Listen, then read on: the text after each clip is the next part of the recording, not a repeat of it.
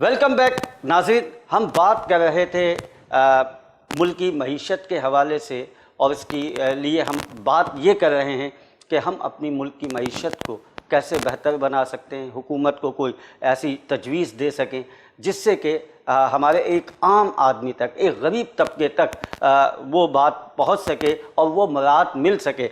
हमारे प्रोफेसर उमर फ़ारूक साहब ने एक बहुत अच्छी बात की कि अगर हमारा बैंकिंग निज़ाम ऐसा हो जाए कि गरीब इंसान जब जाए तो उसे आसानी कर्ज़ा मिल जाए, ताकि अगर वो कोई छोटी सी दुकान करना चाहे या कोई भी कारोबार करना चाहे और उसको कर्ज़ा मिल जाए तो यहाँ भी हमारी मईशत कुछ बेहतर हो सकेगी या उसमें गुर्बत में कमी कुछ आ सकेगी। शकील साहब, मैं आपसे सवाल करना चाहता हूँ, अभी ईद गुज़री है, अब बकरीद आने वाली है, तो यकीनन मसाले भी महंगे होंगे, तमाम चीज़ें महंगी होंगी। अभी ईद में क्योंकि ज़ाहिर है कि कोरोना के हवाले से पूरी मार्केट्स को बंद किया था और हमारी सहूलत के लिए था, हमारी आवाम के लिए गवर्नमेंट कर रही थी।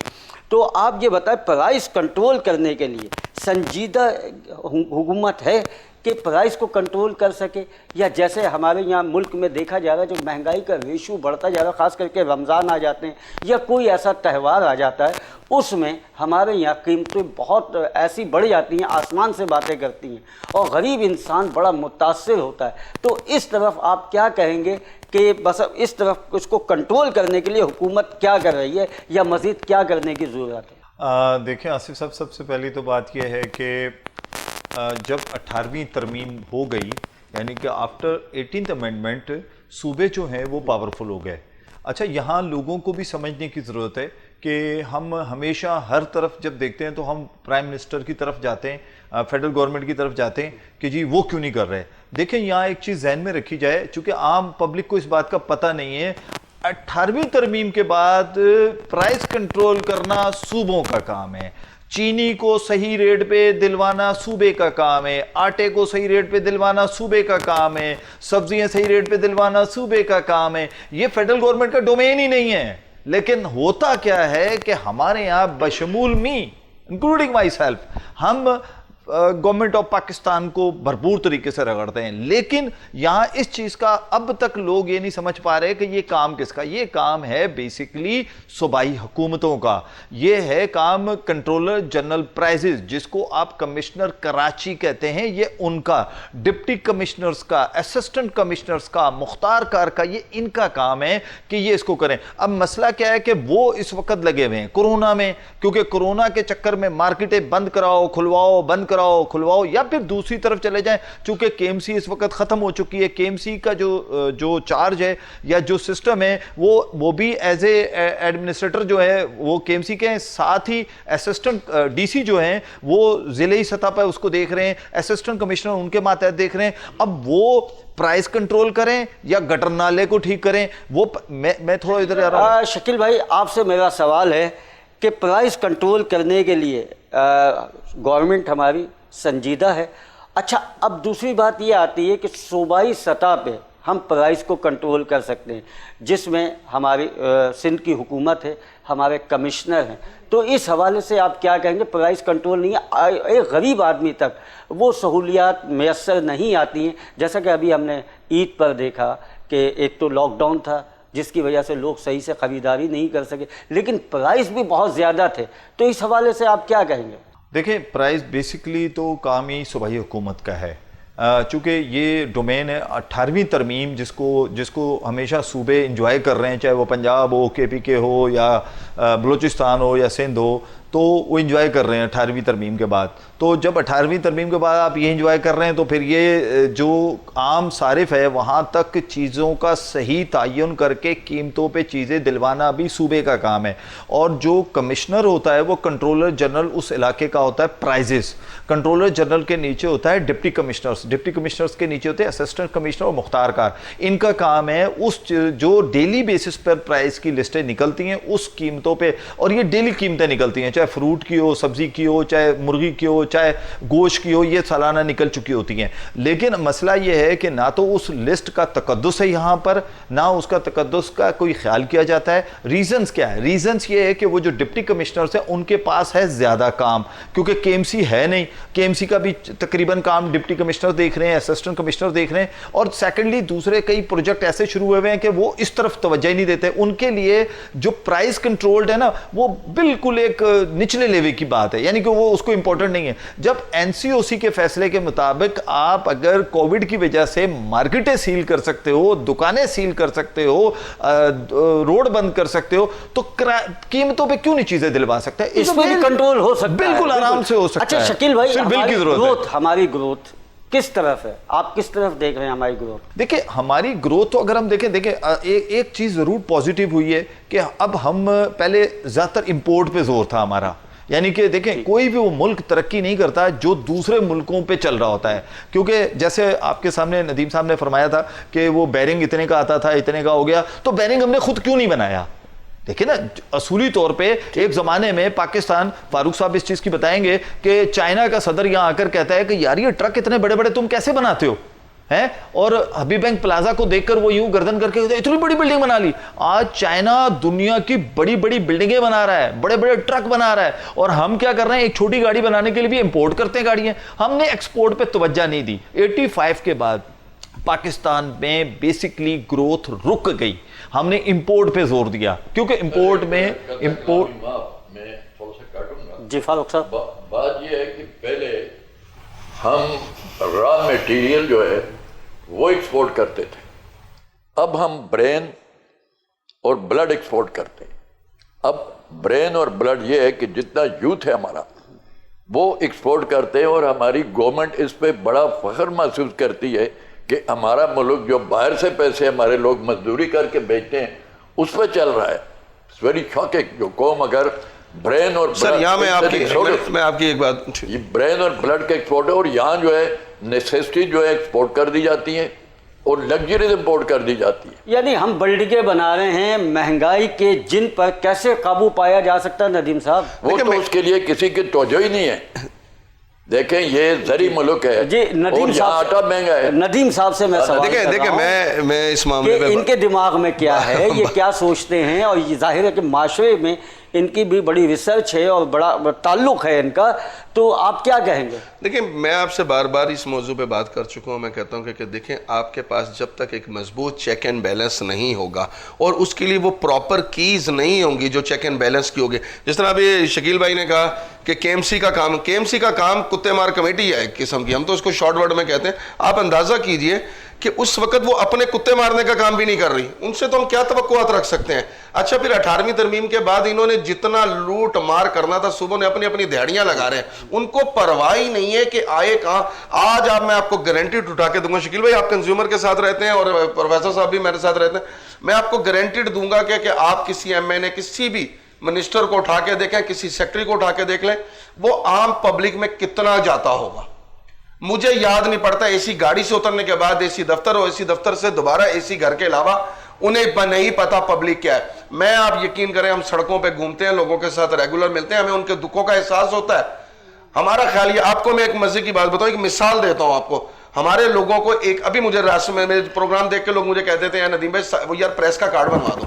میں نے کہا کیوں یار, ہمیں پولیس تنگ کرتی ہے. اصل بات یہ ہے کہ ہمارے لوگوں کے پاس وہ نظام ہی نہیں ہے, وہ ادارے نہیں ہے کہ وہ سنوائی کہاں سے کرائیں, جا کے کس سے جا کے بتائیں کہ ہمارا فلاں دکھ ہے. اسی طریقے سے اگر ان کو پولیس بھی پکڑ لیتی ہے تو وہ ایک پریس کا کارڈ یا کوئی یوں سمجھ لیں کوئی مری کھپی وہ کر کے نا ایک ڈکوسلا, اس کے سہارے جینا چاہتے ہیں. ہمارے پاس ایکچول جینے کے سہارے ہے ہی نہیں. جس طرح ایک ادارہ ہوتا ہے نا, جس طرح بھی شکیل بھائی نے کہا کہ فلاں ادارہ ہوگا وہ چیک کرے گا, اب آپ جا کے دیکھیں تو صحیح, ان اداروں میں آپ کو گھسنے کوئی نہیں دے گا.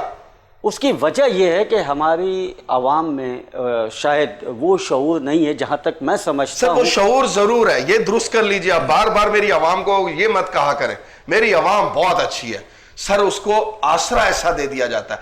یہ جو میں بتا رہا ہوں نا, یہ بیوروکریسیاں ہیں, یہ جو سیاسی نظام ہے, یہ اتنا فرسودہ ہے. یہ بیسیکلی دیکھا جائے تو یہ بادشاہت نظام کا دوسرا اسٹائل ہے.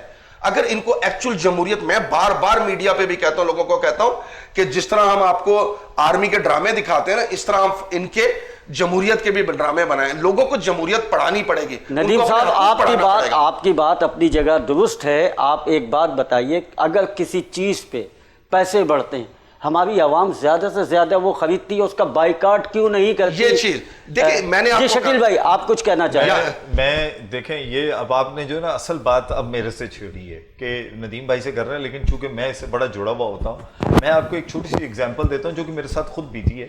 کہ دودھ کی قیمتیں بڑھ گئیں اچانک، گورنمنٹ نے نہیں بڑھائی، مافیا نے بڑھائی. اچھا یہ کہتے ہیں آپ ہمیں مافیا نہ کہیں، مجھے تھریٹ بھی کرتے ہیں یہ لوگ کہ آپ ہمیں مافیا کا الفاظ کیوں کہتے ہیں. چلے ہم آپ کو مافیا نہیں کہتے، ناجائز منافع خور کہہ دیتے ہیں، چلے آپ یوں جیسا خوش ہونا چاہیں وہ جائیں. ریٹ بڑھا دیے. میں نے دودھ والے سے کہا، اس نے کہا سر یہ دودھ تو ابھی اس وقت، اس ٹائم انہوں نے 110 روپے کر دیا تھا. میں نے کہا بھائی آپ 94، اس نے کہا جی 94 کا تو نہیں، میں تو 110 کا دوں گا. آپ بلیو کریں کہ میں نے کہا اچھا تم ایک کام کرو، میں نے 2 لیٹر دودھ لینا ہے نا، تم مجھے 94 کے حساب سے جتنا آتا ہے نا اتنا دے دو، مجھے 110 والا نہیں دو، 94 کے حساب سے کم کر دو. لیکن سنیے گا، میرے پیچھے صاحب کھڑے ہوئے کیا کریں، یار کمال کرتے ہو یار، وہ کیا ہو گیا تھوڑے سے زیادہ لے رہا ہے، دودھ اچھا دے رہا ہے. وہ خدا کے بندے تم ہی تو مہنگائی کی اصل دیکھیں. میری عوام بہت اچھی ہے کیونکہ وہ مہنگی چیزیں پرچیز کرتی ہے. میری عوام بہت اچھی ہے، جب چیزیں کنٹرول کرنے جاؤ تو ان ٹھیلے والوں کے ساتھ کھڑی ہو جاتی. میری عوام اتنی اچھی ہے. میں آپ کی بات سمجھتا ہوں، میں کنزیومر، مجھے تھوڑا بولنے دیں کیونکہ اس وقت جو دکھ ہے نا وہ مجھے بتانے دیں. میرے پہ حملہ ہو تو میری عوام بہت اچھی ہے، میرے ساتھ نہیں کھڑی ہوئی. میرے پہ اگر کوئی قاتلانہ مرڈر اٹیمپٹ ہوا میرے ساتھ، کس وجہ سے ہوا؟ میری کوئی ذاتی دشمنی تھی؟ مطلب میں تو اس ٹائم کنزیومر کے لیے کھڑا تھا نا. لیکن کیا ہوا، کون سی پبلک میرے ساتھ ہو کے کھڑی ہوئی؟ مسئلہ کیا ہے کہ پبلک کو اپنا انٹرسٹ سمجھنا ہوگا. ووٹ دیتے وقت تو آپ ایم پی ایم این اے منتخب کر لیتے ہو، لیکن کبھی اس کو بولتے ہو کہ دودھ کیوں مہنگا ہو گیا؟ کیوں نہیں اس کو بولتے ہو کہ اب تم یہاں کے ایم این اے بن گئے ہو، تم سر وہ بولتے ہیں. میں ہیومن رائٹس کا ممبروں میں بتاتا ہوں، ہمارے لوگ بولتے ہیں. اصل بات یہ ہوتی ہے وہ جو ادارے ہیں جنہوں نے آ کے اس کو فیصلہ کرنا ہوتا ہے وہ اگلے دن بک جاتے ہیں. آپ اس کو ٹرانسپورٹ کے شعبے میں چلے جائیں، آپ کو کراچی میں ٹرانسپورٹ کوئی اور چلنے دیتے ہی نہیں ہے. وہاں بھی مضبوط مافیا ہے. یہاں پہ دودھ والے، دہی والے، ہر ایک کا اپنا اپنا ایک گروپ ہے. سر آپ یہ مت کہیے گا کہ ہماری عوام کو شعور نہیں. الحمدللہ ہماری عوام کو شعور ہے، لیکن میں آپ کو صرف آپ کو پھر یہ کہتا ہوں، میں صرف آپ سے یہ بولوں گا ان لوگوں کو جو آگے کھڑے ہیں، جنہوں نے آگے اس کو لاگو کرنا ہے، وہی بک جاتے ہیں. سر تو وہ بھی تو عوام میں سے ہیں. سر عوام میں سے وہ بھی تو عوام میں سے ہیں. اب بات یہ ہے کہ بات یہ آ رہی تھی. ایک منٹ فاروق صاحب، عوام میں سے نہیں ہے فاروق صاحب ایک دو منٹ میں آپ کی طرف آتا ہوں. ندیم صاحب دیکھیے، جب کسی چیز کے پرائس بڑھتے ہیں اور اس کا کوئی بھی ایسا ایفیکٹ آتا ہے جو کہ غریب آدمی پہ آتا ہے، تو اس کے اوپر سب کو ایک ہونا چاہیے اور اس کا بائیکاٹ کرنا چاہیے. عام پبلک کو اس وقت تک ریلیف نہیں ملے گی، یہ آصف بھائی آن دا ریکارڈ میں بول رہا ہوں، جب تک ہم عوام کو تیشہ اور ان کو اپنے ہاتھ سے کام کرنے کا ہنر نہیں دکھائیں گے. کراچی کے اندر، یہ میں اس سے پہلے پروگراموں میں بھی چیخ چکا ہوں کہ پاکستان کے اندر ایسے ادارے نہیں بن رہے جو لوگوں کو ہنر مند بنا سکیں. فقیر بنانے کے ادارے تو الحمدللہ جائیے، ہر چرنگی پہ روزانہ ایک لنگر کا کھانا کھل رہا ہے. فقیر اور ملنگ تو ہم پیدا کر رہے ہیں، لیکن الحمدللہ ہم لوگ ہنرمند پیدا نہیں کر رہے ہیں. جس طرح میں نے ابھی کہا، شکیل بھائی کو بہت غصہ آیا کہ عوام تو بہت سمجھدار ہے، لیکن ان کے لیے وہ ان کو طریقہ بتا دیں. ان کو وہ آگے وہ اشرافیہ وہ جو بیٹھے ہوئے نا لینڈ کروزر اور پراڈو میں، جن کے بچے صبح میں گورنمنٹ کی گاڑیوں میں آتے جاتے اور ہارن دے کے ریڈ لائٹیں اور بلو لائٹیں چیخ کے لوگوں کو بولتے ہیں آگے سے ہٹ جاؤ، یعنی کہ اللہ معاف کرے ہم اچھوت ہیں. تو ان لوگوں کو اگر سیدھا کر دیا تو انشاءاللہ سب اچھا ہو جائے گا. آپ سے میرا سوال ہے عمر فاروق صاحب کہ حکومت نے آئی ایم ایف سے قرضہ لیا، ٹھیک ہے، اب پہلے بھی ہمارے پہ قرضہ تھا، اب بھی قرضہ آیا، تو اس سے بھی ہمارے یہاں پاکستان میں کچھ ایسا سلسلہ شروع ہوا؟ بات یہ ہے جی کہ آئی ایم ایف سے جو قرضہ آیا وہ اس ملک کی 5% آبادی نے کھایا اور یا انہوں نے اسی پیسے کو باہر جمع کر دیا. اس کے اثرات جو ہیں وہ عام آدمی جو 95% آبادی ہے اس تک تو پہنچے نہیں. جو بھی ہوتا ہے وہ قرضہ بھاری چلا جاتا ہے اور جو بھی ہے ان لوگوں کی مراحت پہ خرچ ہو جاتا ہے. عام آدمی کو تو اگر عام آدمی یہ ہے کہ میں سمجھتا ہوں کہ اگر میں کسی ہاسپٹل میں چلا جاؤں تو مجھے وہاں سے اسپرو بھی نہیں ملتی ہے. کوئی آدمی چلا جائے نہیں اب تو ماشاءاللہ کچھ بھی نہیں ہے. ہیلتھ کارڈ بنا کے دے 10 لاکھ Health کا. card. وہی خیراتی بس طریقہ، وہی بات وہی یہ خیراتی ہے طریقہ سر. کہ کسی اسپتال میں آپ جائیں اور لائنوں کی لائن لگی ہے، بلکہ ان کی بات چھوڑیے، یہ جو این جی اوز ہیں جو کروڑوں روپے لیتے ہیں، یہ ایک بہت بڑا فراڈ ہے کہ آپ 50 کروڑ روپے تو سال میں کما لیں، ان کا آڈٹ ہی نہیں ہوتا، اور اس کے بعد آپ 10 کروڑ کی روٹیاں کھلا دیں لوگوں کو. چاہے ایک وقفے کا ہو گیا ہے ٹائم، تو ایک وقفہ لیتے ہیں، اس کے بعد ہم آتے ہیں. تو ناظرین ایک چھوٹا سا وقفہ، آپ کہیں مت جائیے گا، ابھی مزید بحث اور مباحثہ باقی ہے.